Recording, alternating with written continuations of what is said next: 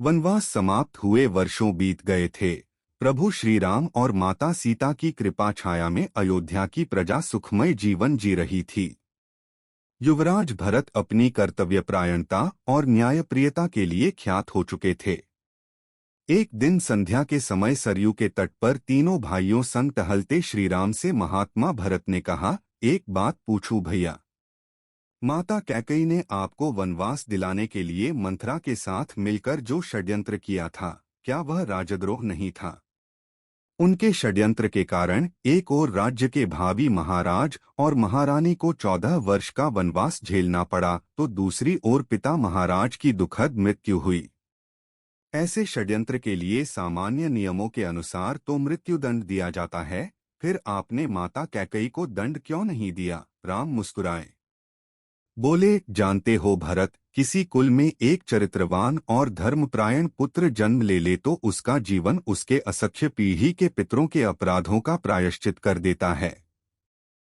जिस माँ ने तुम जैसे महात्मा को जन्म दिया हो उसे दंड कैसे दिया जा सकता है? भरत संतुष्ट नहीं हुए। कहा, यह तो मोह है भैया, और राजा का दंड विधान मोह से मुक्त होता है। एक राजा की तरह उत्तर दीजिए कि आपने माता को दंड क्यों नहीं दिया। समझिए कि आपसे यह प्रश्न आपका अनुज नहीं, अयोध्या का एक सामान्य नागरिक कर रहा है। राम गंभीर हो गए। कुछ क्षण के मौन के बाद कहा, अपने सगे संबंधियों के किसी अपराध पर कोई दंड न देना ही इस सृष्टि का कठोरतम दंड है भरत। माता कैकेयी ने अपनी एक भूल का बड़ा कठोर दंड भोगा है।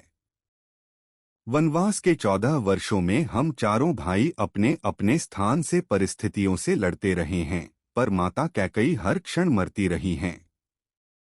अपनी एक भूल के कारण उन्होंने अपना पति खोया, अपने 4 बेटे खोए, अपना समस्त सुख खोया, फिर भी वे उस अपराध बोध से कभी मुक्त न हो सकीं। वनवास समाप्त हो गया तो परिवार के शेष सदस्य प्रसन्न और सुखी हो गए, पर वे कभी प्रसन्न न हो सकीं। कोई राजा किसी स्त्री को इससे कठोर दंड क्या दे सकता है? मैं तो सदैव यह सोचकर दुखी हो जाता हूँ कि मेरे कारण अनायास ही मेरी माँ को इतना कठोर दंड भोगना पड़ा। राम के नेत्रों में जल उतर आया था और भरत आदि भाई मौन हो गए थे। राम ने फिर कहा, और उनकी भूल को अपराध समझना ही क्यों भरत? यदि मेरा वनवास न हुआ होता तो संसार भरत और लक्ष्मण जैसे भाइयों के अतुल्य भ्रातृप्रेम को कैसे देख पाता? मैंने तो केवल अपने माता पिता की आज्ञा का पालन मात्र किया था, पर तुम दोनों ने तो मेरे स्नेह में 14 वर्ष का वनवास भोगा। वनवास न होता तो यह संसार सीखता कैसे कि भाइयों का संबंध होता कैसा है? भरत के प्रश्न मौन हो गए थे। वे अनायास ही बड़े भाई से लिपट गए।